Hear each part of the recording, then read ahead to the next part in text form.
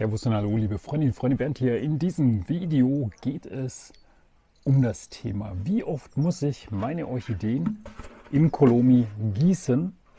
Und diese Frage ist gar nicht so einfach und pauschal und schnell zu beantworten. Ihr seht hier einmal habe ich mein Epidendron. Das ist mittlerweile übrigens soweit, dass hier jetzt schon weitere Farben aufgeblüht sind. In dem Fall ist es jetzt die rosane, da unten kommen noch rote Blüten. Die gelbe ist ja schon seit dem letzten Video, wo ich es euch gezeigt habe, am Blühen. Diese Pflanze oder diese mehreren Pflanzen in diesem Orchitop sind natürlich sehr, sehr kräftig und brauchen sehr, sehr viel Wasser. Im Gegensatz dazu habe ich hier eine Vanda, die kennt ihr auch schon. Die hat auch letztes Jahr schon mit ihren großen Blüten geblüht. Die steht in einem ganz, ganz großen Orchitop, also eine Nummer nochmal deutlich größer als die Epidendron von gerade eben. Und dann seht ihr es hier, ein Glasgefäß, eine Glasvase mit Kolomi. Hier liegt eine Vandopsis isochiloides. Die werde ich hier in diese Glasvase einpflanzen. Und um auf das Thema zurückzukommen, bezüglich wie oft muss ich meine meine Orchideen gießen in Kolomi? Die Antwort darauf ist nicht einfach, denn da zählen so viele Faktoren mit. Zum einen, wo steht eure Orchidee? Steht sie am Südfenster, dann steht sie in aller Regel sehr sonnig, sehr warm und das Wasser verdunstet sehr schnell. Das heißt, ihr müsst zum Teil im Hochsommer vielleicht sogar jeden Tag gießen. Wenn ihr die Pflanzen im Sommer draußen stehen habt, dann kann es sogar sein, dass ihr sie mehrmals am Tag gießen müsst. Vor allem, wenn ihr so eine starke Pflanze habt wie diese Vanda oder eine Orchideengruppe wie diese Epidendron, die halt wirklich viele Wurzeln haben und sehr, sehr viel Wasser ziehen und sehr stark und richtig starkwüchsig sind im Vergleich zu dieser Vanda, die einfach bloß viele große Wurzeln hat. Oder es kann natürlich auch sein, ihr habt eure Pflanzen am Nordfenster. Nordfenster ist nicht so sonnig. Meistens sind das dann immer so die kühleren Räume. Bei uns zum Beispiel ist es die Küche. Da wird zwar regelmäßig gekocht, logischerweise, und dann ist es dadurch schon ein bisschen wärmer. Allerdings gibt es dann dort auch Wasserdampf und der wiederum erhöht dann auch wieder die Luftfeuchtigkeit. Da sind wir dann auch wieder bei einem Punkt. Es kommt auf die vorhandene Luftfeuchtigkeit an. Das heißt, je trockener die Luft bei euch im Raum ist, umso schneller trocknet natürlich auch das Substrat ab. Logisch, ne? Kann natürlich auch sein, euer Pflanzgefäß, Vase, Orchitop steht direkt über einer Heizung. Dadurch ist trockene, warme Luft, die aufsteigt, trocknet natürlich auch sehr schnell den Topf aus. Deshalb ist das gar nicht so einfach zu sagen, wie oft ihr eure Orchideen gießen müsst. Ist natürlich auch von der Jahreszeit abhängig. Gerade im Frühjahr beginnen die Orchideen richtig mit dem Wachstum, treiben viele Wurzeln aus, wollen richtig viel Nährstoffe und Wasser aufnehmen. Da benötigen sie natürlich auch deutlich mehr Wasser. Und im Winter viele Orchideen, die da eine Ruhephase einlegen, wo man erst gar nicht merkt, so oh, Ruhephase hin oder her, die ziehen gar kein Wasser, die müssen auch richtig, richtig trocken stehen. Das heißt, dann müsst ihr auch für mehrere Wochen oder Monate zum Teil, je nachdem, was es für eine Art ist, gar nichts mehr gießen. Und deswegen ist diese Aussage etwas schwierig. Natürlich ist das auch abhängig vom Pflanzgefäß. Ihr seht ja die Vandopsis isochiloides, die ich hier habe, die ich jetzt hier in diese Glasvase hineinpflanzen möchte. Was auch ganz gut funktionieren sollte. Das untere Blatt hier nehme ich noch weg. Im Glasgefäß dauert es natürlich auch, bis die Feuchtigkeit vom Boden bis nach oben sich durch das Substrat, durch die Pflanzenwurzeln bis nach oben gearbeitet hat und kann an und für sich hauptsächlich nur durch die Pflanzenwurzeln aufgenommen werden, während bei so einem offenen System wie bei dem Orchitop ringsrum die Luft strömen kann und das deutlich schneller austrocknen kann. Also ich habe das teilweise mit den Vandeen, die bei mir am Südfenster stehen, so dass ich alle 1 bis 2 Tage gießen muss. Das muss bei euch aber nicht der Fall sein, denn wenn ihr eure Orchideen zum Beispiel am Ost- oder Westfenster stehen habt, wo es dann nur morgens oder abends viel Licht, viel Sonne gibt, da ist natürlich die Verdunstung oder der Wasserbedarf der Pflanze deutlich geringer als zum Beispiel am Südfenster. So, wichtig ist natürlich auch, wenn wir jetzt so eine Pflanze einpflanzen, dann muss es so sein, dass ein paar Wurzeln bis nach unten reichen. Nur so kommt die Pflanze dann entsprechend auch ans Wasser. Dadurch ist natürlich auch das der Fall, dass hier unten die Blätter zu tief sind. Bedeutet, die Blätter, die im Kolomi landen könnten, entfernt man nochmal sicherheitshalber. Und dann sorgt man dafür, dass die meisten Wurzeln bis zum Boden des Gefäßes reichen. Und dann im Prinzip heißt es nur Kolomi auffüllen.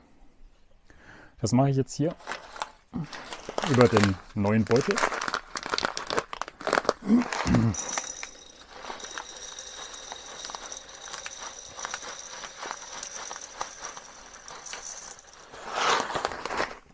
Dann ist hier noch ein Stückchen Rinde, das kann man wegmachen. Organisches Material sorgt nur dafür, dass sich Algen bilden können. Und dann war es das im Prinzip auch schon. Und dann muss man nur vorsichtig gießen, dass praktisch nur der Boden des Gefäßes befüllt ist. Und wer jetzt sagt, so hoppla mal, du hast die Pflanze doch gerade frisch eingetopft, wie kannst du dann gleich sofort gießen? Im Grunde könnt ihr das machen, weil, wenn ihr das vorsichtig gemacht habt, das Kolomi ja nicht gepresst wird in den Topf, sondern einfach nur hineingerieselt wird und dadurch die Wurzeln keinen Schaden nehmen sollten. Man wird auch nicht so nachpressen, dass da eben noch mehr Druck auf die Wurzeln kommt. Deswegen kann man es an und für sich direkt auffüllen und auch sofort gießen. Was man auch machen kann, ist das Kolomi vorher schön in Wasser setzen, damit das dann so richtig sich noch mal ein bisschen voll saugen kann. Kann ja bis zu 30% Wasser aufnehmen.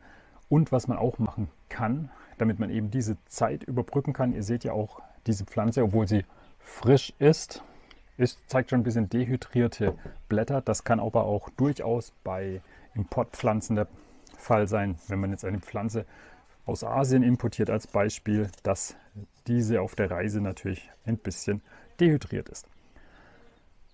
Wichtig ist auf jeden Fall, nachdem die Pflanze jetzt gegossen ist, wird sie so mit Sicherheit eine knappe Woche aushalten, bis sie dann wirklich trocken ist. Und es sollte dann auch erst gegossen werden, wenn hier unten kein Wasser mehr zu erkennen ist. Der Vorteil an den meisten Farben von Kolomi ist, dass feuchtes Substrat dunkler ist als trockenes Substrat. Und das kann man natürlich bei so einem Orchidop nicht unbedingt sehen. Das sieht man dann am Untersetzer, ob da jetzt noch Wasser drin ist oder ob der schon trocken ist.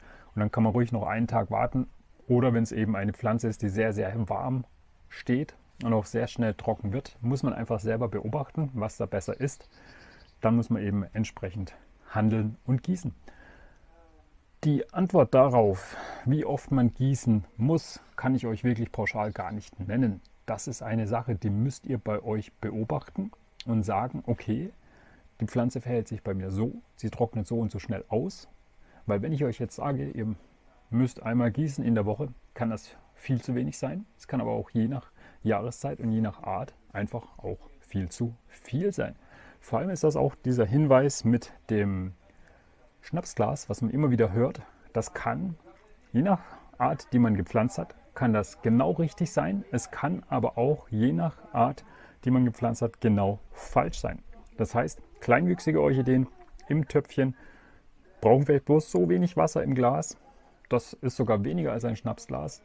Pflanzen, die richtig viele Wurzeln haben, starkwüchsig sind, die in einem großen Gefäß stehen und so ein Schnapsgläschen bekommen, denen kann es dann natürlich schon deutlich zu wenig sein. Und da muss man dann öfters gießen. Dann gab es noch eine Frage, ob man Pflanzen, die in Kolomi stehen, zusätzlich sprühen muss. Also mit einer Wasserflasche besprühen ist nicht unbedingt bei jeder Pflanze gut. Das heißt, ihr könnt auch das Problem bekommen, dass wenn ihr die Pflanze zu oft einsprüht, vor allem spät am Tag, dass dann Wasser in den Blattachseln hängen bleibt und das dann früher oder später zu Fäulnis führen kann. Und das ist dann natürlich auch nicht gut.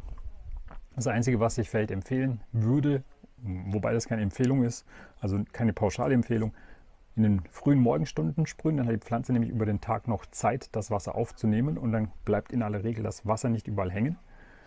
Und dann ist das optimal. Idealerweise auf die Blattunterseite, nicht auf die Blattoberseite. Das ist dann der nächste Tipp. Diese Pflanze, diese Epidendron, die hier sehr starkwüchsig ist, die besprühe ich zum Beispiel nie. So eine Pflanze wie Bulbophyllum, die wirklich viel Feuchtigkeit benötigt, da ist dann schon, dass ich einfach mal drüber sprühe, dass die einfach ein bisschen glücklicher ist, damit sie dann einfach deutlich feuchter steht. Und ja, das war so viel zum Thema, wie muss ich meine Orchideen gießen, wie oft. Das kann ich euch pauschal gar nicht beantworten. Ich kann euch nur sagen, in den Sommermonaten ist es deutlich öfters als in den Wintermonaten. Am Südfenster ist es deutlich mehr als am Nordfenster. Ihr müsst das einfach individuell bei euch beobachten, wie sich die Pflanze verhält. Und die Pflanze zeigt es ja auch an. Das heißt, wenn sie nicht richtig wächst, dann kann irgendwas nicht stimmen. Und der Vorteil ist, wenn ihr es zum Beispiel in Kolomi in so einer Glasvase habt, ihr seht ja, wie der Zustand der Wurzeln ist. Und solange die Wurzeln dunkelgrün sind, also feucht sind, dann müsst ihr nicht gießen. Und sobald sie silbern sind, dann heißt es wieder gießen.